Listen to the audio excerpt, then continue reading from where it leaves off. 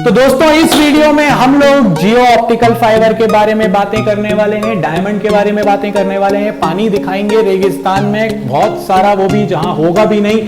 तो बढ़ते हैं टोटल इंटरनल रिफ्लेक्शन की तरफ।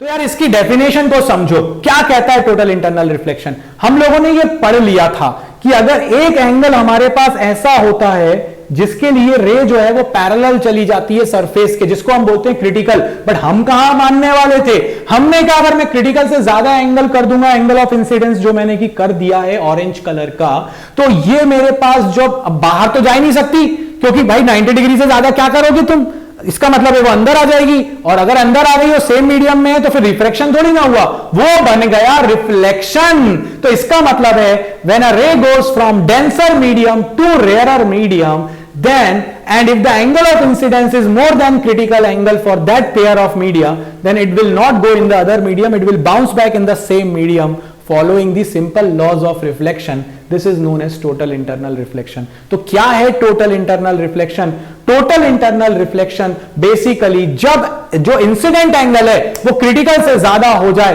तो रे दूसरे मीडियम में नहीं जाती, उसी मीडियम में बाउंस बैक हो जाती है। इस फिनोमेना को अपन कहते हैं टोटल इंटरनल रिफ्लेक्शन। बहुत सिंपल सी डेफिनेशन दी है, when a ray of light travelling from denser medium towards a rarer is incident at the interface at an angle incidence greater than critical, the light ray reflect back in the denser medium.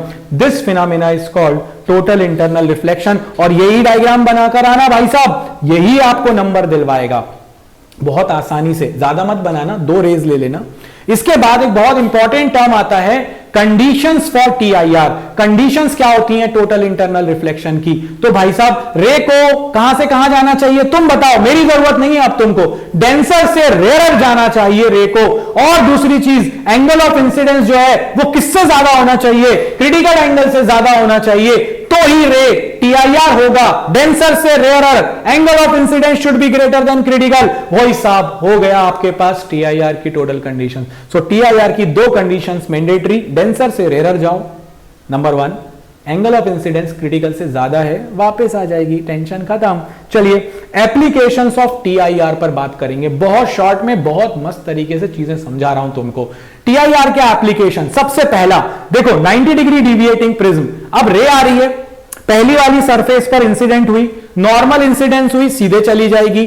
जैसे ही वो सीधे जाएगी, अगर ये angle आपके पास critical angle से ज्यादा हुआ, बाहर नहीं जाने वाली भाई साहब, उसका रिफ्लेक्शन हो जाएगा। तो हम ऐसा मटेरियल लेंगे जिसमें जो 45 डिग्री है क्रिटिकल एंगल 45 से कम हो। तो अगर क्रिटिकल से ज्यादा पर इंसिडेंट होगी तो उसी मीडियम में वापस। तो ये आपने 90 डिग्री बना दिया।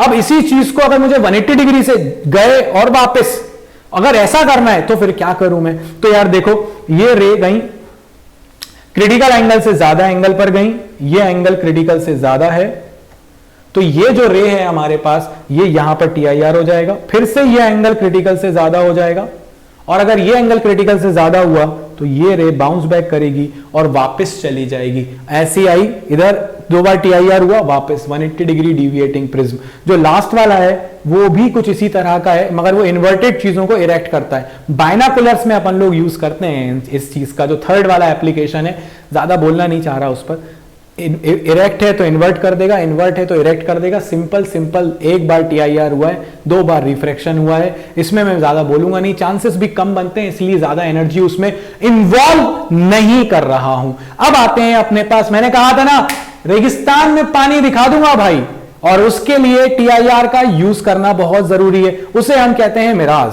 अब कभी आपसे कहे, कोई कहता है ना कि रेगिस्तान में दिन के टाइम बहुत गर्मी होती है और रात के टाइम वहां टेम्परेचर कम हो जाता है ना, ठंड हो जाती है। तो एक्चुअली में दिन में जब वहां पर लाइट पड़ती है तो सैंड जो है वो एब्जॉर्ब करती है लाइट को, और जब एब्जॉर्ब करेगी उस एनर्जी को तो टेम्परेचर बढ़ेगा। तो मिराज के पीछे भी यही लॉजिक है। देखो क्या, अब आप देखो गौर से, यहां पर ये जो है आपके पास सैंड है, और सैंड के ऊपर वाला ये जो लेयर है ना, ये वाली लेयर, ये टेम्परेचर बहुत ज्यादा है, और टेम्परेचर ज्यादा है तो रिफ्रैक्टिव इंडेक्स कम है। और अच्छे से समझाऊं, चलो बाबा जी के बड़े होने का टाइम आ गया। अब ये जो है ये वाला बहुत हॉट एयर है, अगर हॉट एयर है तो टेम्परेचर ज्यादा है तो रिफ्रैक्टिव इंडेक्स कम, थोड़ा और ऊपर गए, टेम्परेचर थोड़ा सा कम हो जाएगा। भाई ऑब्वियसली तवे के ऊपर हाथ रख दोगे तो जलेगा ही ना, बहुत गर्म, और अगर उससे तुम थोड़ा ऊपर हाथ लेके जाओगे हॉटनेस कम होती जाएगी। ये सैंड जो है ना वो गर्म तवा है, ऊपर जाओगे तो टेम्परेचर थोड़ा कम होता जाएगा, जितना पास आओगे टेम्परेचर उतना ज्यादा। इसका मतलब है ऊपर रिफ्रैक्टिव इंडेक्स ज्यादा क्योंकि टेम्परेचर कम, और नीचे टेम्परेचर ज्यादा तो रिफ्रैक्टिव इंडेक्स कम। तो ठीक है, ऊपर अपने पास रिफ्रैक्टिव इंडेक्स ज्यादा, नीचे रिफ्रैक्टिव इंडेक्स कम। जब रेज जो हैं वो ऊपर से नीचे की तरफ आएंगी तो देखो भाई, ऊपर तुम्हारे पास n की वैल्यू हाई है, नीचे तुम्हारे पास n की वैल्यू लो है। मतलब कि जो रेज हैं वो ऊपर डेंसर से रेयर आ रही हैं, away from normal, away from normal, away from normal. एक टाइम आएगा क्रिटिकल एंगल आ जाएगा, और जैसे क्रिटिकल आएगा रे का TIR हो जाएगा, वो दूसरी साइड चली जाएगी, कहानी खत्म हो जाएगी। आपको ऐसा लगेगा, छोटा हो जाऊं, चलो छोटा हो जाता हूं पहले, तो क्रिटिकल एंगल पे TIR हुआ और ये ऐसा लगेगा आपको कि ये रेज इधर से आ रही है। जब ये रेज इस तरफ से आएंगी तो आप उसको एक्स्ट्रापोलेट करोगे तो ये फाइनली जो रेज हैं वो आपको इस पॉइंट से आती हुई दिखाई देंगी, और उस पूरे के पूरे ट्री की एक इन्वर्टेड इमेज बन जाएगी। और ऐसा तो तभी होता है जब अपन किसी पानी के आसपास हो, जो सीनरी दिखती है ना कि हिल के पास में एक बहुत बढ़िया सा लेक था तो उसमें हिल की इमेज दिख रही थी, वैसा तभी होता है। तो इसीलिए हमें ऐसा लगता है कि वहां पर वाटर है, बट वहां पर वाटर नहीं है, चांसेस कम है, फिर भी पढ़ लिया हमने। इसके बाद आता है ब्रिलियंस ऑफ डायमंड। अंगूठी किसको नहीं चाहिए भाई? नहीं चाहिए क्या? मुझे तो चाहिए डायमंड की अंगूठी। तो अगर डायमंड की अंगूठी चाहिए तो डायमंड के पास ऐसी प्रॉपर्टी क्या है? तो डायमंड का जो n होता है, रिफ्रैक्टिव इंडेक्स, ये बहुत हाई होता है। अब अगर डिफ्रैक्टिव इंडेक्स हाई हुआ तो क्रिटिकल एंगल लो हो जाएगा।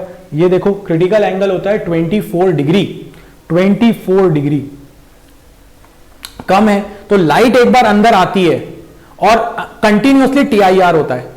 अब मैंने एक बात बोलना भूल गया, अभी बता देता हूं। TIR जब होता है तो पूरी की पूरी लाइट एनर्जी वापस आती है, मतलब 99% एनर्जी वापस आ जाती है। इसका मतलब है कि लॉस नहीं हो रहा एनर्जी का। अब इस डायमंड के अंदर लाइट गई और वो अंदर ही ट्रैप है, और जब तुम उसको ऐसे घुमाकर देखते हो तो कहीं से वो निकल कर आती है और उसकी इंटेंसिटी कम नहीं हुई तो चमकता हुआ दिखाई देगा ना तुमको। बाकी सबके पास ये प्रॉपर्टी नहीं है, डायमंड के पास तो ये प्रॉपर्टी है। तो इसीलिए आपको डायमंड चमकता हुआ दिखता है और ब्रिलियंस है। तो डायमंड की ब्रिलियंस का रीजन ये, उसका रिफ्रैक्टिव इंडेक्स सबसे ज्यादा होता है, क्रिटिकल एंगल बहुत कम होता है, लाइट अंदर जाने के बाद ट्रैप हो जाती है, TIR होता रहता है, एनर्जी का लॉस TIR में होता नहीं है। जब वो बाहर निकलती है तो आपको वो चमकता हुआ दमकता हुआ दिखाई देता है। This is the reason behind brilliance of diamond. अब एक और बहुत इंपॉर्टेंट, मैंने कहा था जियो के बारे में भी बात करूंगा, तो जियो दन दनादन पर आ जाते हैं अपन।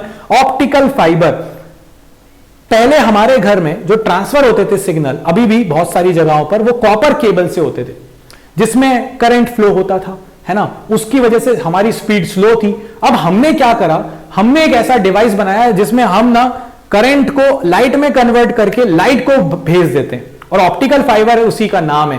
अब जो लाइनें डल रही हैं वो ऑप्टिकल फाइबर की हैं। ऑप्टिकल फाइबर की लाइनें कहती क्या हैं? लाइट ट्रेवल होती है, और लाइट की स्पीड क्या है? 3 × 10⁸ मीटर पर सेकेंड। भाई साहब क्या स्पीड है! और इसीलिए आपकी जो स्पीड है इंटरनेट की, वो ऑप्टिकल फाइबर केबल लगने पर बढ़ जाती है। वो बोलता है 100 Mbps, 1 TB की भी ले लो आप तो हमसे लाइन, आप तो 2 TB की भी लाइन ले लो। क्यों? क्योंकि अब हमारे पास जो डेटा ट्रांसफर हो रहा है वो कॉपर केबल में नहीं हो रहा, अब जो डेटा ट्रांसफर हो रहा है वो ऑप्टिकल फाइबर केबल से हो रहा है। करना क्या है? डेंसर रेयरर, डेंसर से रेयरर, बस। नहीं समझ आया? देखो अब आएगा समझ। ये मेरे पास इसमें होता है एक कोर, सेंटर वाला। कोर का रिफ्रैक्टिव इंडेक्स होता है ज्यादा क्योंकि इसको हम बनाते हैं डेंसर, और इसके ऊपर हमारे पास होता है क्लैडिंग, उसके ऊपर कवर। सो कोर का रिफ्रैक्टिव इंडेक्स जो होता है वो होता है ज्यादा, क्लैडिंग का होता है कम। तो अब जब ये रे जो अंदर आई है, ये रे जो अंदर आई है, जब ये रे यहां पर इंसिडेंट होगी तो this ray should go from denser to rarer, और हमने इसको ऐसा रख रखा है कि ये क्रिटिकल एंगल से ज्यादा ही होगा। तो क्रिटिकल एंगल से ज्यादा होगा तो TIR, ये TIR हुआ यहां आई, ये TIR हुआ यहां आई, ये TIR हुआ यहां गई, ये TIR हुआ यहां गई। मतलब कंटिन्यूअसली क्या होता चला जा रहा है? TIR होता चला जा रहा है, रे आगे जा रही है, स्पीड ऑफ लाइट के साथ जा रही है। So optical fibre basically work on the principle of total internal reflection. इसके दो पार्ट्स होते हैं, कोर एंड क्लैडिंग। सेंटर वाला पार्ट होता है कोर, जिसका रिफ्रैक्टिव इंडेक्स ज्यादा, बाहर वाला पार्ट होता है क्लैडिंग, जिसका रिफ्रैक्टिव इंडेक्स कम। लाइट अंदर आती है, डेंसर से रेयर जाना पड़ता है, क्रिटिकल एंगल से ज्यादा होता है, बाउंस बैक, चले जाओ चले जाओ चले जाओ, हाई स्पीड दे दो, हो गया, हाई स्पीड मिल गई अपन को, इसीलिए तो सब काम हाई हो रहा है, नहीं हो रहा है क्या? तो ये ऑप्टिकल फाइबर था। इसके बाद एक स्पेशल केस और, बस खत्म फिर कहानी। आपसे कहा गया कि यहां से एक व्हाइट लाइट इंसिडेंट हो रही है और येलो कलर की जो लाइट है वो क्रिटिकल एंगल के साथ आ रही है, मतलब वो सरफेस के अलोंग जा रही है। कौन सी रे इधर मिलेगी, कौन सी रे इधर मिलेगी? अच्छा क्वेश्चन है, फंसाता है क्वेश्चन। तो देखो भाई, मैंने आपसे कहा VIBGYOR, इसको मत भूलो, येलो कलर पर क्रिटिकल है, येलो कलर का क्रिटिकल एंगल है क्योंकि सरफेस के अलोंग जा रही है। तो इसका मतलब क्या हुआ कि जब वेवलेंथ बढ़ती है तो रिफ्रैक्टिव इंडेक्स कम होता है, और रिफ्रैक्टिव इंडेक्स कम होता है तो क्रिटिकल एंगल बढ़ता है। इसका मतलब है कि अगर मैं वॉयलेट से रेड की तरफ जाऊं तो वेवलेंथ बढ़ रही है तो क्रिटिकल एंगल भी बढ़ रहा है, क्योंकि रिफ्रैक्टिव इंडेक्स कम हो रहा है। फिर से समझो, वेवलेंथ बढ़ी तो क्रिटिकल एंगल कम हुआ, रिफ्रैक्टिव इंडेक्स कम हुआ, रिफ्रैक्टिव इंडेक्स कम हुआ तो क्रिटिकल एंगल बढ़ गया, यानी critical angle is directly proportional to wavelength. Wavelength बढ़ाओ, क्रिटिकल एंगल भी बढ़ जाएगा। रेड का क्रिटिकल सबसे ज्यादा, तो भाई साहब अगर येलो कलर के लिए क्रिटिकल एंगल पर है लाइट, येलो कलर के लिए क्रिटिकल है, तो बाकी दोनों के क्रिटिकल एंगल तो येलो से बड़े होंगे। इसका मतलब है कि वो तो बाहर निकल जाएंगे, मतलब यहां पर आपको ऑरेंज मिलेगा, यहां पर आपको रेड मिलेगा, मगर येलो के इधर वाले सारे कलर का क्रिटिकल एंगल येलो से कम होगा क्योंकि वो तो पहले आते हैं, इसीलिए वो सारे कलर का TIR हो जाएगा और आपको फाइनली यहां पर मिलेगा VIBG। अगर मैं आपसे कहता ग्रीन कलर के लिए क्रिटिकल है, तो ग्रीन के इधर वाले सब रिफ्रैक्शन, ग्रीन के पहले वाले सारे TIR। अगर मैं आपसे कहता रेड कलर का क्रिटिकल है, तो फिर तो कोई बाहर निकल ही नहीं सकता, सबका TIR। अगर मैं आपसे बोलता हूं वॉयलेट कलर का क्रिटिकल है, तो फिर सारे कलर बाहर निकलेंगे क्योंकि बाकी सबका क्रिटिकल एंगल तो वॉयलेट से ज्यादा है, किसी का भी TIR नहीं होगा। एक अच्छा क्वेश्चन था, धांसू क्वेश्चन था, मजेदार क्वेश्चन था, बेस्ट केस था अभी तक का। तो यहां पर TIR में भी अपन ने PhD हासिल कर ली है, डॉक्टर TIR अपन लोग बन चुके हैं। यहां पर प्लेन सरफेस का काम खत्म। अब आती है ट्रायंगुलर मतलब प्रिज्म के बारे में, जिसमें अपन बात करेंगे नेक्स्ट वीडियो में कि प्रिज्म के अंदर क्या है, क्या सिलेबस में नहीं है, और प्रिज्म का जो फॉर्मूला है वो कैसे दो ट्रायंगल एक क्वाड्रेंट से काम बन जाएगा। इस वीडियो में बाबा जी की तरफ से इतना ही, मगर फिर बोल रहा हूं डिटेल में चीजें चाहिए तो 12th प्रो पर आना ही पड़ेगा, तभी अपन उस 95 को 100 कन्वर्ट कर पाएंगे। जिंदगी भर ये ना सोचूं कि 2 मार्क के चक्कर में मेरा रिजल्ट खराब हो गया। 89 को 90% बनाना है, 95 को 96% बनाना है, हमें मार्क्स बढ़ाने हैं। और ये बाबा जी का प्रॉमिस है कि 12th प्रो से तुम्हारा पक्की बात है मार्क्स बढ़ना ही बढ़ना है, कम तो कहीं से भी नहीं होना है। इस वीडियो में बाबा जी की तरफ से इतना ही। लाइक शेयर सब्सक्राइब करना बिल्कुल मत भूलना। जय हो।